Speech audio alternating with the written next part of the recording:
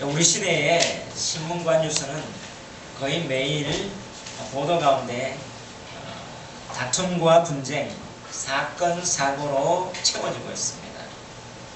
뉴스는 두 가지인데요. 바로 굿뉴스와 배드뉴스로 나뉘어질 수 있습니다. 굿뉴스는 좋은 소식입니다. 배드뉴스는 나쁜 소식이에요. 근데 신문의 비율에 굿뉴스와 배드뉴스, 바로 언론인을 지났던 그분들이 얘기하는 통계 가운데 좋은 소식과 나쁜 소식의 비율이, 좋은 소식은 20%요. 배드뉴스, 나쁜 소식이 80%입니다. 거의 신문 가운데 좋지 않은 사건, 사고, 분쟁, 다툼, 그런 것들이 채워지고 있죠. 그래서 신문이 창설된 이래로 내일은 신문의 실을 나쁜 소식이 없으니 백지로 내보내야겠다, 이렇게 한 적이 단 한 번도 없습니다. 매일매일 쏟아지는 그 뉴스 가운데 이런 안 좋은 뉴스들이 차지하고 있고, 간혹 가다가 한번 우리가 감동받는 뉴스들이 채워지고 있다는 사실이에요. 그러면 우리의 삶에서 안 좋은 이야기들이 많이 있다는 거죠. 며칠 전 소치 동계올림픽에서 여자 피겨 그 경기 가운데 판정에 대한 그런 이야기, 사건들이 일어났습니다. 우리 대한민국의 선수 김연아가 무결점의 연기를 펼쳤습니다. 누구나가 다른 사람들이 볼 때 탄성을 주며 바로 우승이다, 1등이다, 챔피언이다, 바로 2연패를 한다, 이렇게 생각을 했는데 놀랍게도 심판 판정에 의해서 결과는 어떻게 해요? 2등으로 되었습니다. 바로 이 심판의 편파적인 판정으로 우승을 빼앗겨버렸습니다. 그래서 바로 이것을 통해서 네티즌과 사람들이 이렇게 보았는데, 그 심판진 중에 예전에 이 판정 조작 사건 때문에 그 사건에 연루되었던 심판, 그래서 자격 정지 1년을 받았던 그 심판이 그 자리에 들어가 있었어요. 원래 대한민국 심판과 미국 심판을 빼버리고 그 자리에 그 한 사람을 넣었습니다. 그리고 또 러시아에서 지금 열리고 있는데 러시아 피겨 연맹 회장 부인이 그 자리에 또 한 자리에 있었습니다. 그리고 다른 사람들이 다 유럽 심판들이었다. 바로 그 유럽 중에 서유럽보다 동유럽, 러시아하고 가까운 그런 심판들이 판정을 하면서 거의 아델리나가 1위를 차지했습니다. 뉴욕타임즈 기자가 이 일에 대해서 바로 월드 챔피언 4관왕을 했던, 4연패를 했던 캐나다의 해설자에게 찾아갔습니다. 그렇게 해설자가 얘기합니다. 김연아와 경쟁하는 것은 아사다 마오나 코스튬이나 이런 사람들이었는데, 그 아델리나가 중위권 했던 사람이 단 며칠 만에 그렇게 놀라운 연기를 펼칠 수 있나요? 불가능합니다. 그리고 점점 볼 때 심판의 편파 판정들이 하나씩 드러났습니다. 하나씩 객관적인 자료도 납니다. 그런데 또 더 놀라운 것이 그 1등을 차지했던 아델리나가 그 심판하고 격정적으로 포옹하고 울며 있는 장면들이 사진에 또 기자들에게 언론에 노출됐습니다. 이것이 무엇을 의미하는 것일까요? 정말 공정합니까? 이 세상에 우리는 공정한 것들을 바라보고 있습니다. 여기에서 네티즌들이 분노하고 100만 명이 서명운동하고 세계의 외신과 언론과 세계 피겨 전문가들이 분노하고 있습니다. 그렇다고 해서 이 결과가 다시 번복될까요? 그렇지 않습니다. 이런 소식들이 억울하고, 그리고 어떻게 해요? 주최측의 어떤 여러 가지 농간과 힘이 지배하는, 이것이 이 세상에서 일어나는 매일매일의 소식들입니다. 여러분, 이 일들의 문제의 핵심, 그 원인이 무엇입니까? 무엇 때문에 이런 일들이 발생합니까? 사람들은 선하고 좋은 소식을 기다립니다. 그런데 왜 신문이나 바로 매스미디어에 차지하는 그 내용들이 배드 뉴스, 나쁜 소식들만 있을까요? 우리 자신을 볼 땐 우리는 선하다고 합니다. 왜 그럴까요? 그 이유가 무엇입니까? 바로 다름 아닌 욕심, 정욕 때문입니다. 바로 욕심 때문에 사람들은 어떻게 해요? 어떤 올바른 일보다 그렇지 않은 일들을 나가고 있습니다. 봐도 이런 어떤 문제가 오늘 시대의 문제만이 아니라 바로 성경이 기록되었던 야고보 사도가 있었던 그 초대교회에서도 이런 일들이 바로 있었습니다. 1절과 2절에 보면 이렇게 말합니다. 너희 중에 싸움이 어디로부터, 다툼이 어디로부터 나느냐? 너희 지체 중에서 싸우는 정욕으로부터 나는 것이 아니냐? 여러분, 싸움이 어디로부터 난다고요? 다툼이 어디로부터 난다고요? 바로 싸우는 정욕이에요. 욕심이에요. 교회 안에서도 사도가, 바로 야고보 사도는 예수님이 젖동생이었습니다. 바로 예루살렘 교회의 기둥 같은, 베드로보다 더 영향력이 있었던 사도행전에 보면 야고보와 베드로와 요한이었습니다. 이 야고보는 예수님의 동생이었던 이 야고보예요. 야고보가 바로 예수님과 함께 있었고 예수님의 부활을 경험함으로 그가 어떻게 해요? 예수님을 믿게 되었어요. 정말 이 부활의 사건은 신적인 사건이었고 그가 회심하게 되었고 바로 그로 인해서 어떻게 해요? 예수님에 대해서, 바로 복음에 대해서, 바로 이 신앙에 대해서 확고하게 섰던 그 야고보 사도가 있던 이 초대교회, 바로 그들은 어떻게 해요? 부활의 목격자였던, 십자가의 은혜를 경험했던 이 초대교회에 무엇이 있었다고요? 싸움이 있었다. 다툼이 일어났다. 여기에서 우리는 교회와 사회가 다르지 않다. 왜냐하면 사람 자체가 똑같기 때문입니다. 근데 그 원인이 무엇이라고요? 근본 원인이 정욕, 욕심 때문이라는 거예요. 그래서 이전에 너희는 욕심을 내어도 얻지 못하며 살인하며 시기하여도 능히 취하지 못함으로 다투고 싸우는도다. 바로 정욕, 욕심, 이런 이 욕심 때문에 결국에 살인과 시기와 다투고 싸우는 이런 분쟁들이 오늘도 일어나고 있다. 분쟁, 바로 사람이 모인 곳에 분쟁 없는 것이 없습니다. 이런 어떤 이 분쟁은 자신의 욕구, 욕심, 정욕 때문에 결국에는 어떻게 해요? 시기, 다툼, 살인,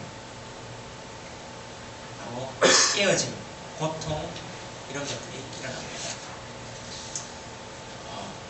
제가 며칠 전에, 한 이틀 전에 아주 들었던 얘기인데요. 여기 밑에 피자가 기가 막혀 작은 가게가 있었습니다. 그 가게가 문을 닫았어요. 문을 닫았고 젊은 부부가 아주 보기에는 선했답니다. 동부부동산의 장석봉 원사님께서 그분에 대해서 집을 이렇게 소개해서 그 아파트에 살게 됐대요. 얼마 전에 살인사건이 났어요. 그러면서 하시는 말이 착하고 그렇지 않았는데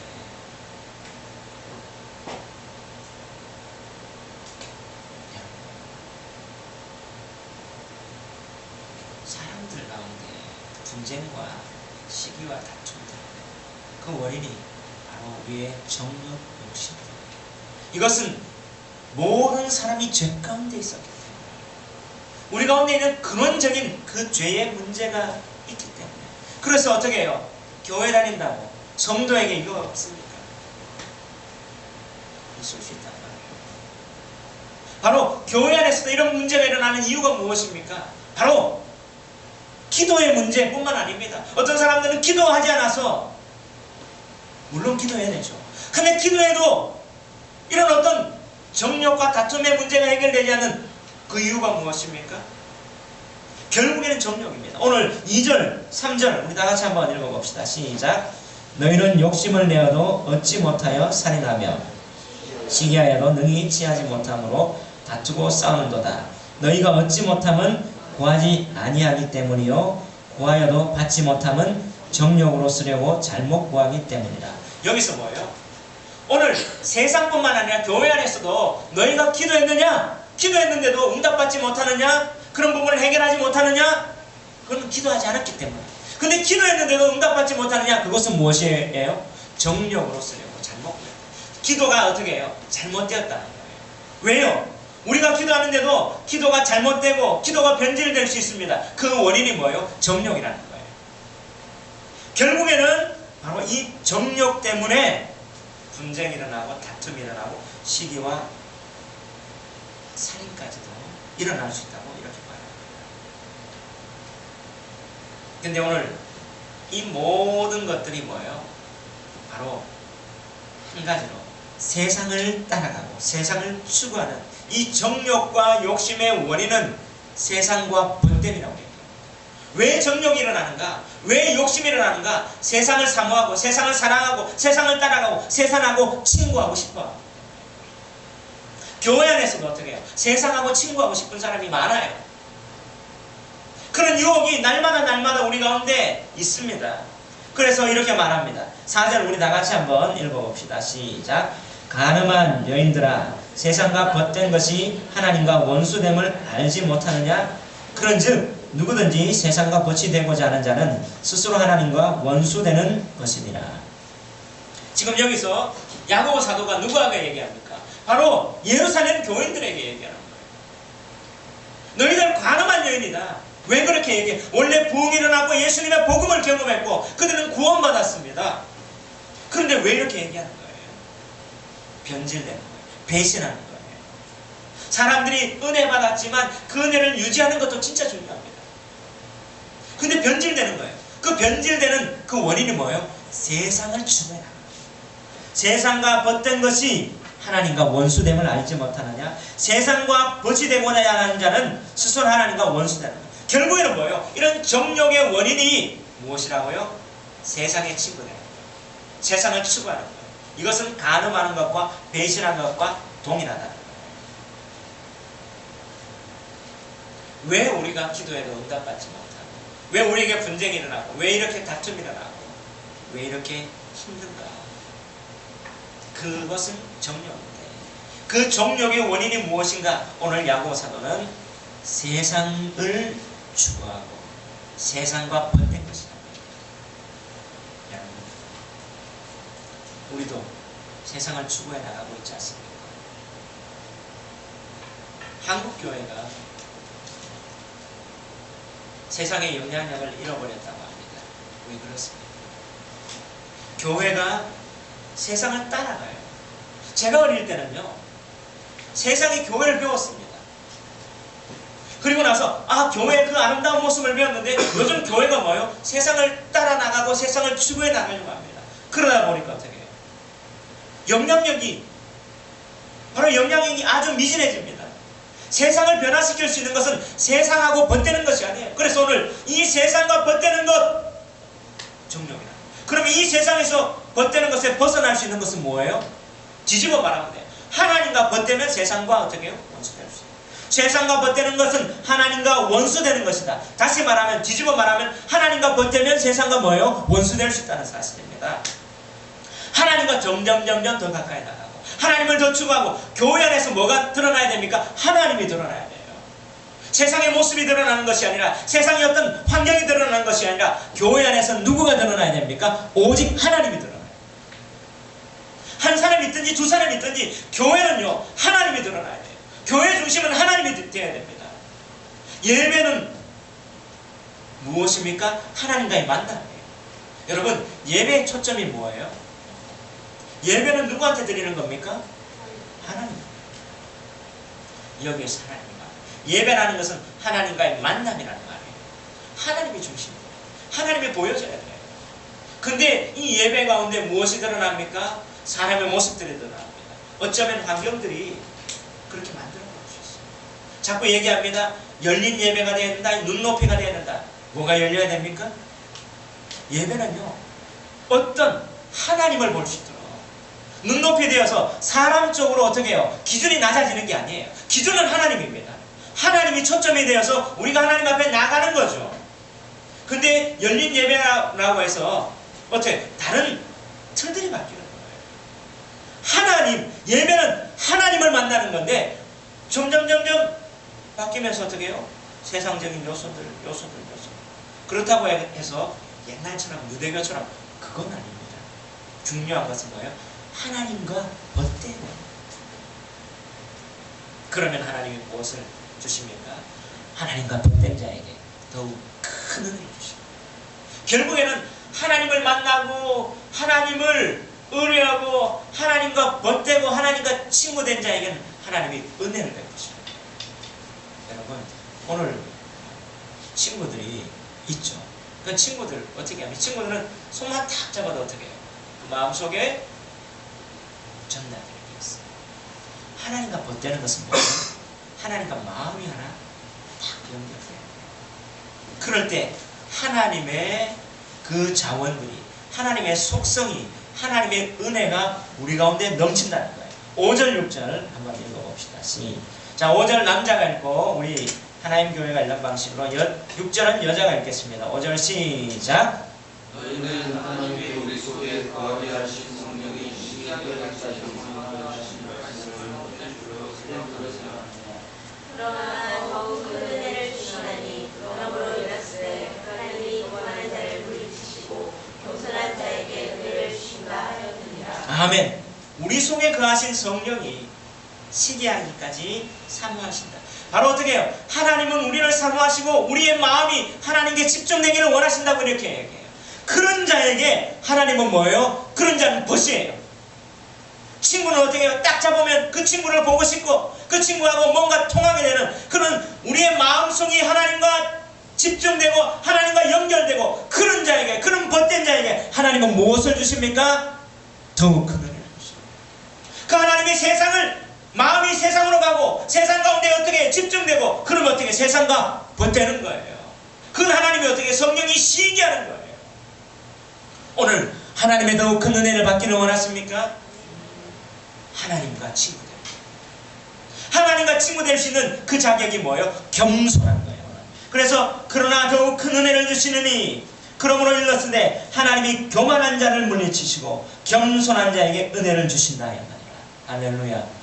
세상은요 자기를 주장하고 마귀가 그래요.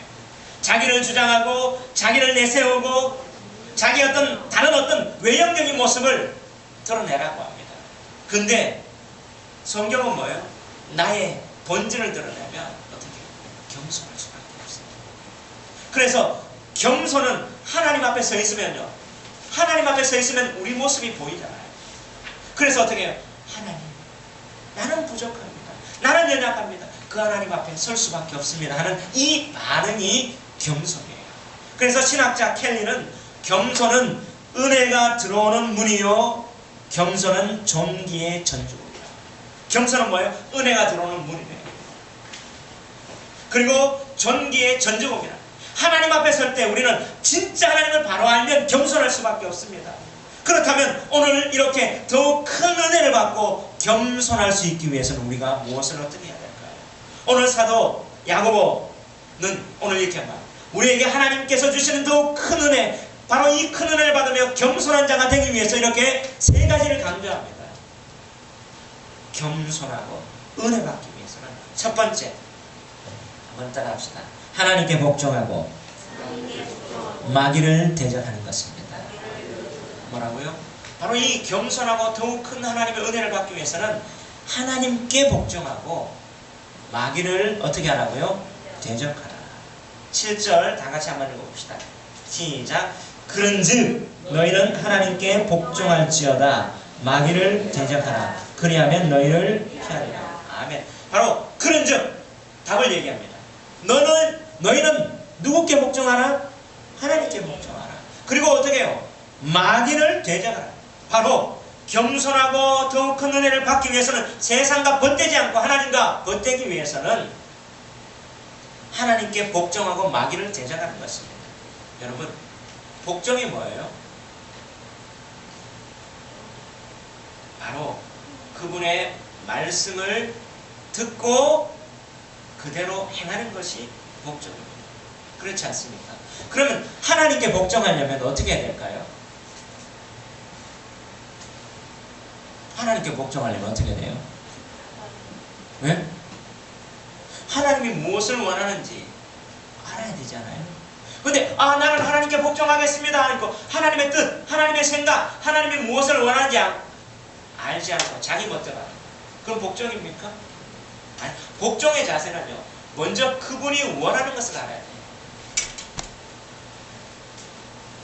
때때로 우리는요, 과도한 우리의 열심히 상대편이 원하지 않더라도 그걸 하게 되면 뭐예요? 실수가 오히려 안 좋은 것으로 나타날 수 있어요. 상대편이 원하는 것을 어떻게 해요? 그대로 따라가는 게 복종이에요. 내가 원하는 대로 하는 것은 뭐예요? 복종이 아니에요. 내가 원하는 것, 하나님께 복종한다는 것은 하나님이 무엇을 원하는가. 자, 그러기 위해서는 뭐예요? 바로 예수님이 바로 하나님께 복종하는 그 모습이 어떤 것인지 가르쳐 주셨습니다. 바로 우리가 작년에는 마가복음을 우리가 주일마다 이렇게 강해를 받는데, 마가복음이 16장까지 있는데 그 16장의 중심이 8장이에요.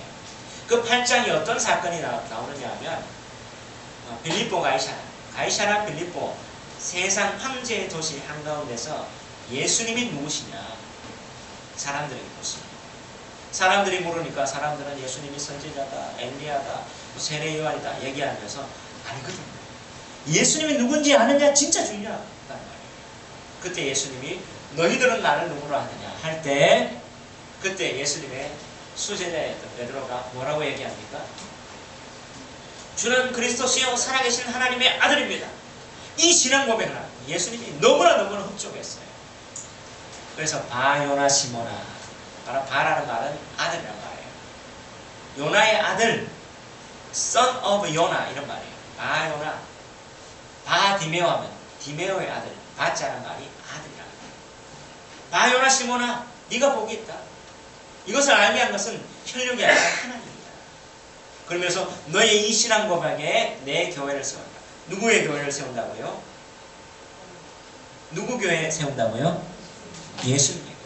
바로 신앙 고백에 예수님의 교회에서, 바로 이 교회 가운데 음부의 권세가 틈타지 못하는 교회를 세우는 거예요. 바로 이 말씀처럼 우리 하나님 교회는 누구의 교회입니까? 주님의 교회. 예수님이 주인 되는, 우리 목적 진술에도 주님이 주인 되시는 교회의 주인은 누굽니까? 예수님이에요. 바로 예수님의 뜻을 알 때 교회가 어떻게 나가야 할지 아는 거예요. 그냥 복종하겠다. 바로 개척 목사님이 주인 아닙니다. 또 개척의 초기 멤버가 주인 아닙니다. 교회 성도가 주인 아닙니다. 교회의 주인은 누굽니까? 예수님이란 말이에요. 바로 이 신앙 고백에 내 교회를 세웁니다. 바로 이 교회도 어떻게 해요? 주님의 뜻 알아야 돼요. 그리고 나서 예수님이 십자가 부활을 딱 가르쳐 줍니다. 근데 그때 베드로가 뭐라고 얘기해요? 주님 그러면 안 됩니다. 이 말씀을 우리 한번 읽어볼게요. 마가복음 8장 29절부터 34절까지인데, 자, 앞을 한번 보겠습니다. 앞절은 남자, 뒷절은 여자, 이렇게 한번 교동하면서 읽어봅시다. 시작. 또 물으시되 너희는 나를 누구로 아느냐? 베드로가 대답하여 이르되 주는 그리스도시니이다 하매. 이 자기의 일을 아무에게도 말하지 말라 경고하시고. 31절은 남자. 시작.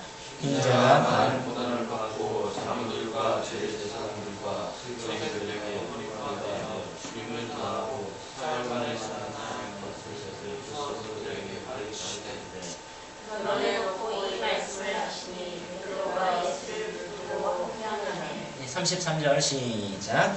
예수께서 돌이키사 제자들을 보시며 베드로를 꾸짖어 이르시되 사탄아 내 뒤로 물러가라. 내가 하나님의 일을 생각하지 아니하고 도리어 사람의 일을 생각하는도다 하시고.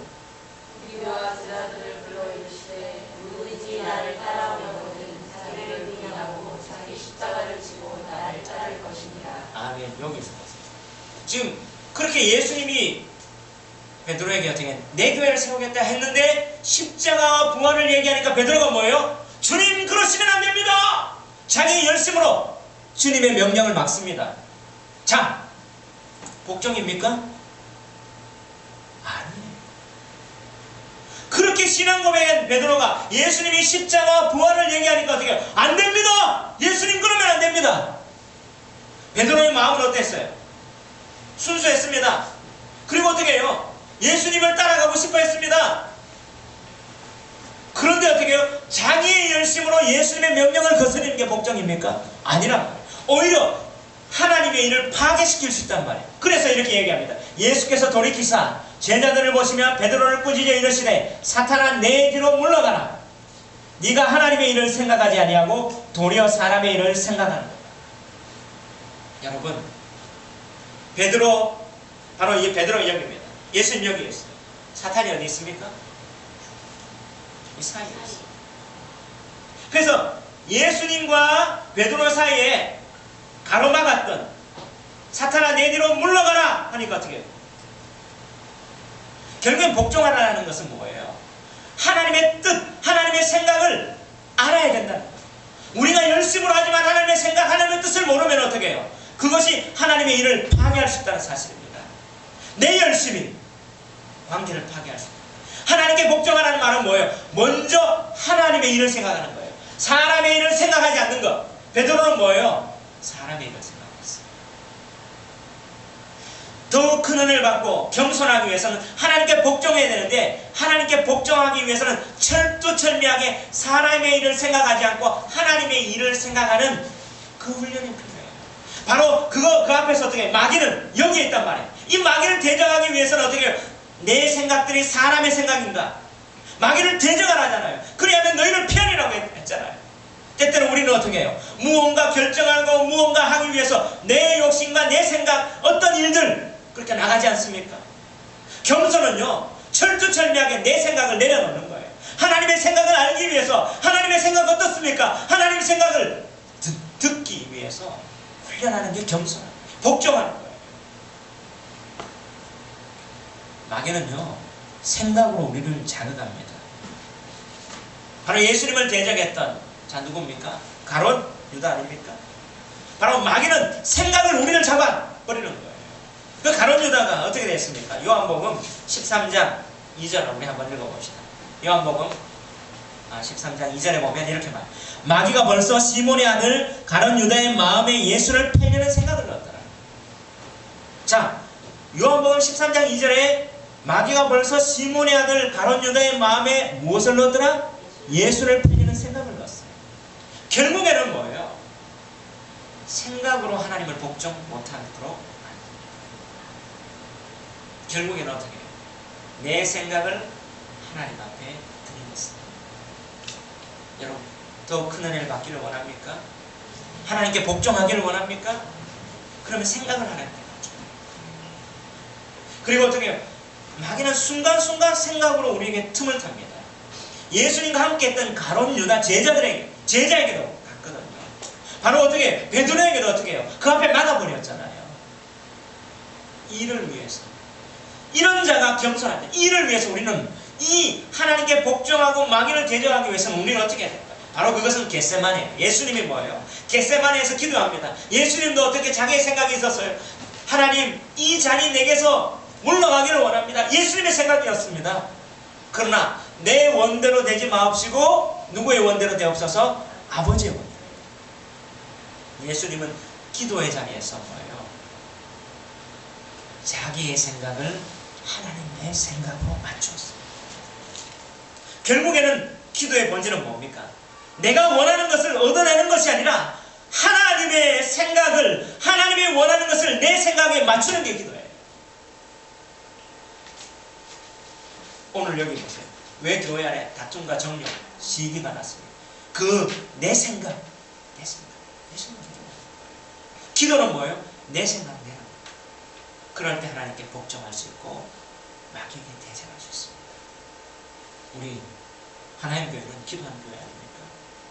매일 밤마다 모여서 기도하지 않습니까? 청소년들 모이고 기도합니다. 무엇을 기도합니까? 내 생각을 내는 거. 제가 지난주간 이렇게 기도하면서 제 마음속에 어떤 거예요? 하나님, 제가 계획한 것, 제가 이래 생각했던 것 다 내려놓습니다. 하나님이 하십시오. 하나님, 저를 사용하십시오. 그럴 때 하나님이 하시는 겁니다. 물론 우리가 이렇게 생각할 수 있죠. 근데 우리가 생각했던 것이 안 되면 뭐예요? 하나님 앞에 실망했습니다. 근데 기도의 자리에서 이 생각을 내려놓으면 하나님은 새로운 길을 열었어요. 왜요? 하나님이 하시니까. 그 길을 때때로 내 마음에 원치 않더라도 그것을 한 걸음 한 걸음 순종하시면 하나님은 뭐예요? 더 큰 은혜를. 하나님은 그런 하나님이세요. 내 생각보다 크신 하나님. 그래서 기도는 뭐예요? 내 생각을 하나님 앞에. 두 번째, 더욱 큰 은혜. 바로 겸손한 자가 되기 위해서는 무엇을 해야 됩니까? 한번 따라합시다. 하나님을 가까이 해야 합니다. 뭐라고요? 하나님을 가까이 해요. 우리 8절, 9절. 자, 8절 남자가 읽고 9절 여자가 읽겠습니다. 시작. 하나님을 가까이 하라. 그리하면 너희를 가까이 하시리라. 죄인들아 손을 깨끗이 씻어라. 두 마음을 품은 자들아 마음을 성결하게 하라. 슬퍼하며 애통하며 울지어다. 너희 웃음을 애통으로 너희 즐거움을 근심으로 바꾸시어다. 아멘. 여러분, 이렇게 하나님이 더욱 큰 은혜, 겸손한 자에게 은혜를 주시는데 뭐라고요? 하나님을 가까이 하래요. 여러분, 하나님을 가까이 하는 것 무엇입니까? 어떻게 하나님을 가까이 할 수 있을까요? 원래 하나님은 거룩하신 분입니다. 완전하신 분입니다. 하나님은 영광이에요. 영광은 뭐예요? 하나님의 본질에 나타남. 우리가 영광하는데 영광이 뭐가 영광입니까? 하나님의 본질에 나타나. 하나님이 딱 나타나면 뭐예요? 영광의 빛으로 나타나요. 왜냐하면 완전한, 죄가 없이 완전한 거룩하기 때문에 그 하나님의 영광 앞에 사람이 가까이 가면 어떻게 해요? 가까이 가면 죽어요. 왜? 우리는 죄인이기 때문에. 결국에는 어떻게 해요? 하나님의 그 거룩과 하나님의 영광과 그 하나님의 빛 앞에 우리는 가까이 갈 수 없습니다. 바로 하나님 앞에 원래는 하나님과 함께했던 아담의 존재는 하나님과 함께했다. 근데 그 거룩하고 영광, 하나님의 영광이 나타날 때 가까이 가지 못하는, 그렇게 막는 게 뭐예요? 죄라는 말이에요. 이사야 6장에 보세요. 하나님의 영광이 나타나니까 화로다 나는 망하게 되었도다. 죽게 되었다. 죄인은 하나님께 가까이 갈 수 없습니다. 근데 오늘 어떻게 해요? 하나님께 가까이 하라. 이 말은 뭐예요? 어떻게 하면 하나님께 가까이 갈 수 있을까요? 바로 그렇습니다. 하나님께 가까이 가기 위해서는 그 죄, 하나님과 우리의 관계를 막는 그 죄를 뭐예요? 해결해야 돼요. 그 죄를 해결하는 것은 회개입니다. 그래서 이렇게 말합니다. 야고보 사도는 하나님을 가까이 하라. 그리하면 너희를 가까이 하시리라. 죄인들아 손을 깨끗이 하라. 두 마음을 품은 자들아 마음을 섬기하라. 왜 하나님을 가까이 하라 해놔놓고 죄인들아 이렇게 얘기합니까? 이 말은 하나님께 가까이 하기 위해서는 죄의 해결이 있어야 된다. 이 죄를 해결하는 것, 이것이 뭐냐면 죄인들아 손을 깨끗이 하라. 두 마음을 품은 자들아 마음을 섬겨하라. 이 말은 뭐냐면 그 당시에 초대교회는 구약의 제사가 행해졌어요. 바로 제사는 뭐예요? 하나님 앞에 제사장들이 하나님 앞에 이 지성소 나가기 전에 어떻게 번제드리면서 물두멍이에 서서 뭘 합니까? 손을 씻습니다. 손을 씻는다는 말은 뭐예요? 죄를 씻는다. 다시 말하면 하나님께 죄인들아 너희는 가까이 하시리라. 손을 깨끗이 하라. 이 말은 뭐예요? 우리의 마음을 씻겠습니다. 하나님 앞에 회개합니다. 바로 이 물, 손을 깨끗이 하라. 이 말은 뭐예요? 바로 제사제도에서 하나님 앞에 나가기 위해서 손을 씻는 회개의 모습. 그것이 예수님은 세례의 모습으로 구약과 신약이 이렇게 연결되었어요. 그리고 뭡니까? 마음을 성결하게. 정말 이 제사제도에서 우리의 죄를 씻는 이 회개는 마음을 깨끗하게 하는, 마음 속에서 진정하게 나오는 하나님 나는 죄인입니다. 나는 이 고백이라는 거예요. 그렇게 고백을 하니까 구절에 뭐예요? 슬퍼하며 애통하며 울지어다. 뭐예요? 죄 때문에 회개하고 울고 애통하게 됩니다. 하나님 나는 망했습니다. 하나님 나는 하나님 앞에 나갈 수 없는 죄인입니다. 그렇기 때문에 하나님의 은혜가 필요합니다. 여러분, 더 큰 은혜 겸손한 자에게 주시는데 그것은 뭐입니까? 하나님 앞에 나가기를 원하는 자, 바로 회개하기를 원하는 자, 마음으로 애통하기를 원하는 자, 바로 성결하기를 원하는 자, 그 자에게 하나님이 은혜를 내려주신다는 사실을 믿으시기 바랍니다. 오늘 하나님을 가까이 하기를 원합니까? 그것은 바로 우리의 마음이에요. 하나님 앞에 나갈 때 예수 그리스도의 보혈을 의지하고 하나님 내게 회개의 영을 다해 주십시오. 여러분, 예배 가운데 하나님 앞에 나가야 되는 거예요. 이 예배 가운데 우리의 모습이 무엇입니까? 목사님 넥타이가 어떻게 벗겨졌는데 이거 보는 게 아니에요. 이 모습 속에서 하나님, 나는 주입니다. 나는 하나님 앞에 나가기 위해서 보혈이 필요합니다. 주님, 내 마음을 씻어주시옵소서.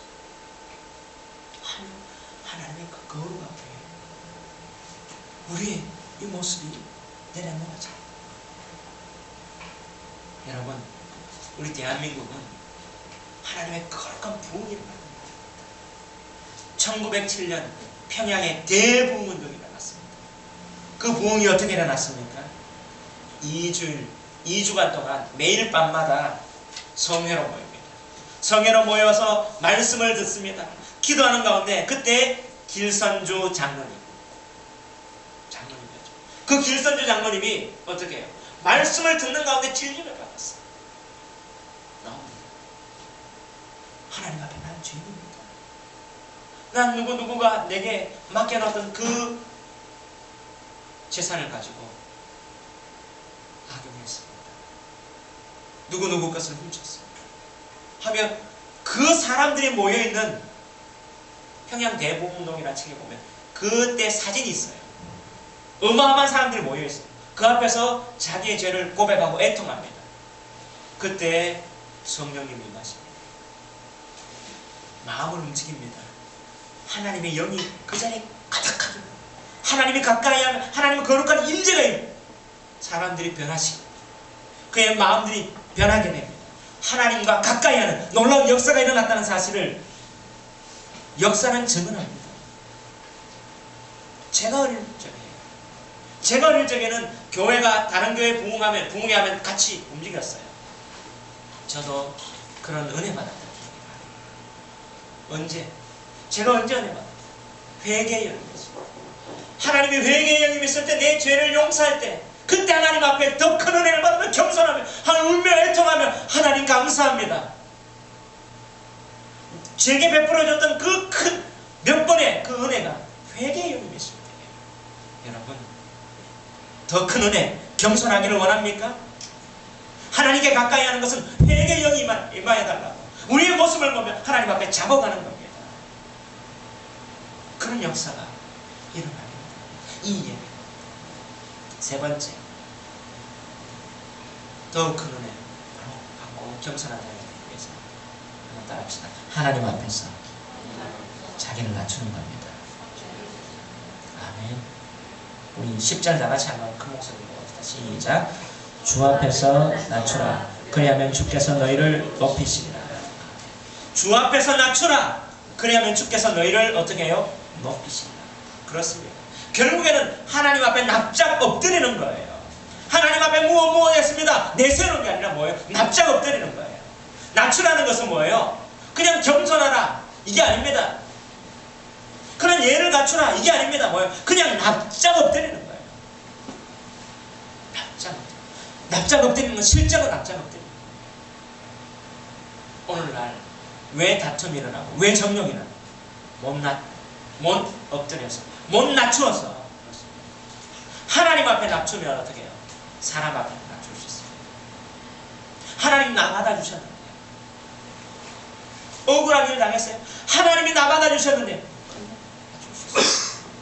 제가 한 책에서 읽었던 그 이야기 하나 들으면서 오늘 설교를 마치겠습니다.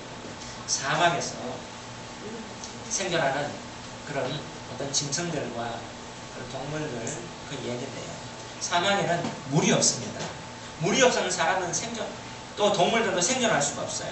근데 사막에는 동물들이 살아요. 여우도 살고 뱀, 개구리, 풍뎅이, 곤충까지 살고 있어요. 근데 이 짐승들은 어디서 물을 구하며 먹는 것일까요? 뭐 일반적으로 오아시스. 근데 오아시스가 없는 곳이 많아요. 사막은. 혹가닥 오아시스. 오아시스가 없는 그 사막에서 이 짐승들은 어떻게 물을 구하며 물을 먹을 수 있을까요? 네. 그 원인이 뭐냐면 이슬이에요. 사막에는 일교차가 큽니다. 낮에는 태양볕이 50도가 넘게, 밤에는 차가운 밤에서 바로 이 더운 공기와 차가운 공기가 딱 맞으면 뭐가 있어요? 이슬. 우리도 이 집에 보면 방에는 보일러를 떼고 밖에는 찬바람이 딱 있으면 창문에 뭐가 있습니까? 물, 결로 현상. 바로 사막에는 어떻게 해요? 낮에는 뜨거운 태양볕과 밤에는 차가운 공기 때문에, 이것 때문에 결로 현상 때문에 이슬이 맺혀요. 그래서 이 이슬 때문에 여우는 어떻게 해요? 밤사이에 바위에 낀 이슬을 핥아먹고, 그래서 수분을 섭취한대요. 뱀은 뭐냐면 자기의 몸에 이슬이 있어서 자기 몸을 이렇게 부풀려서 등에 있는 것들을 먹고 산대요. 개구리는 어떻게 하냐면, 개구리는 자기 얼굴 쪽에 이 이슬을 앞발, 두 다리로 해가지고 쭉 내리면서 하다 보면. 그러면 여러분, 풍뎅이는 어떻게 수분을 섭취하고 살 수 있을까요? 풍뎅이 살고 있거든요. 그러면 다른 풍뎅이의 등에 있는 거 핥아보, 물론 그럴 수 있죠. 근데 혼자 있는 풍뎅이 있을 거 아니에요. 어떻게 살까요? 그래서 궁금했는데 특수 카메라로 다 잡아놨는데 보면서 놀란 거예요. 풍뎅이 하나가 그 수분을 섭취하기 위해서 밤새도록 등을 올리고 머리를 땅으로 납작 엎드린대요. 그러면 그 등에 있던 그 이슬이 하나씩 쭉쭉쭉쭉쭉 시간이 지나면 툭 떨어지면 그걸 받아먹는데, 주르륵 주르륵. 여러분, 이 특수 카메라로 촬영한 이 장면을 보면서 그들이 놀랐대요. 이 풍뎅이가 살 수 있는 것은 자기 등에, 자기가 납작 엎드릴 때 등에서 내려오는 그물로 공급받아 살 수 있구나. 여러분, 풍뎅이가 살 수 있는 것은 납작 엎드리는 것이었어요. 오늘 하나님이 우리를 은혜 베풀어 주시고 살려주시는 것은 승리가 뭔지 아세요? 납작 엎드립니다. 하늘의 은혜가 우리 등을 타서 우리에게도 마신다는 사실입니다. 네. 기도합시다. 살아계신 하나님, 오늘 이 말씀을 통해서 더욱 큰 은혜, 겸손한